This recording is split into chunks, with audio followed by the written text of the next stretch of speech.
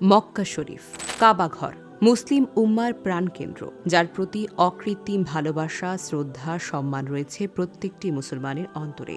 আল্লাহ তাআলা কাবাকে নিজের ঘর বলে ঘোষণা করেছেন।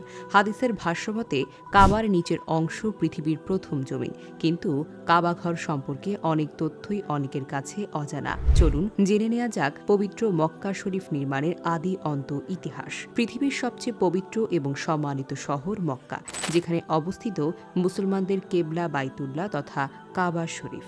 এটিকে বাইতুল আতিক অর্থাৎ পুরনো ঘরও বলা হয়। পুরনো এই ঘর কাবার সম্মানের কারণেই মক্কা পবিত্র নগরী ও সম্মানিত। আল্লাহ এবং তার রাসূল সাল্লাল্লাহু আলাইহি ওয়াসাল্লামের কাছে এই শহর এবং ঘর সবচাইতে প্রিয়। এটি মুসলমান উম্মার হজের শহর এবং স্থান। কাবা শব্দের অর্থ সম্মুখ বা সামনে। কাবাকে সম্মুখে রেখে পুরো বিশ্বের মুসলিমগণ সালাত আদায় করেন। একে হারাম শরীফও বলা হয়, কারণ এখানে যে কোনো প্রকার গুনাহ এবং যাবতীয় নাজায়েজ কাজ হারাম বা নিষিদ্ধ করা হয়েছে।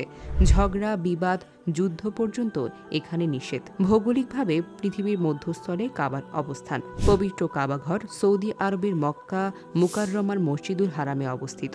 এটি মুসলমানদের কাছে সবচেয়ে পবিত্র এবং সম্মানের স্থান এবং নামাজের কেবলা। কাবাঘর এবং এর চারপাশে তাওয়াফের জায়গা বেষ্টন করে যে মসজিদ স্থাপিত হয়েছে তা মসজিদুল হারাম নামে পরিচিত। কাবাঘরের চারপাশে তাওয়াফের জায়গায় মেঝেকে মাতাফ বলা হয়। কাবাঘরের তাওয়াফ শুরু করার কর্নারটি রকুনে হাজরে আসওয়াদ নামে পরিচিত।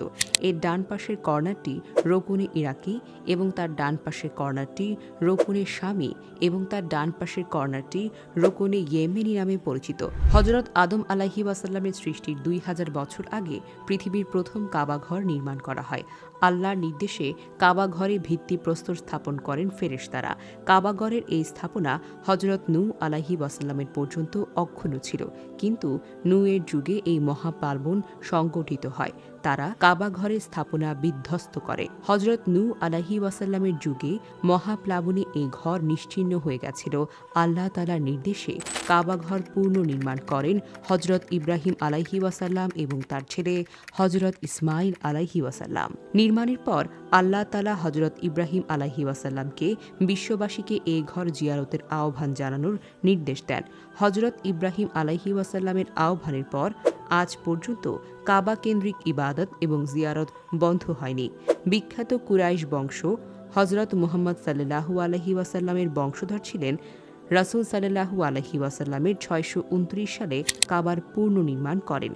এ কাজে হাজরে আসওয়াদ স্থাপন করে মতভেদ দেখা দিলে সবার সম্মতিক্রমে নবীজি সাল্লাল্লাহু আলাইহি ওয়াসাল্লাম কাবা গৃহে স্থাপন করেন। রাসূল সাল্লাল্লাহু আলাইহি ওয়াসাল্লামের সময় কাবা এবং মসজিদুল হারামকে কেন্দ্র করে এর চারপাশে অনেক বসতি গড়ে উঠেছিল, যার ফলে পরবর্তীতে ক্রমবর্ধমান মুসল্লিদের জন্য নামাজের জায়গায় সংকুলন হচ্ছিল না। খিলাফায়ে রাশিদিনের যুগে প্রথমে হযরত ওমর রাদিয়াল্লাহু এবং পরে হযরত ওসমান রাদিয়াল্লাহু এর মসজিদের আশেপাশের জায়গা লোকদের কাছে ক্রয় এবং এর সীমা বর্ধিত করেন এবং প্রাচীর দিয়ে দেন।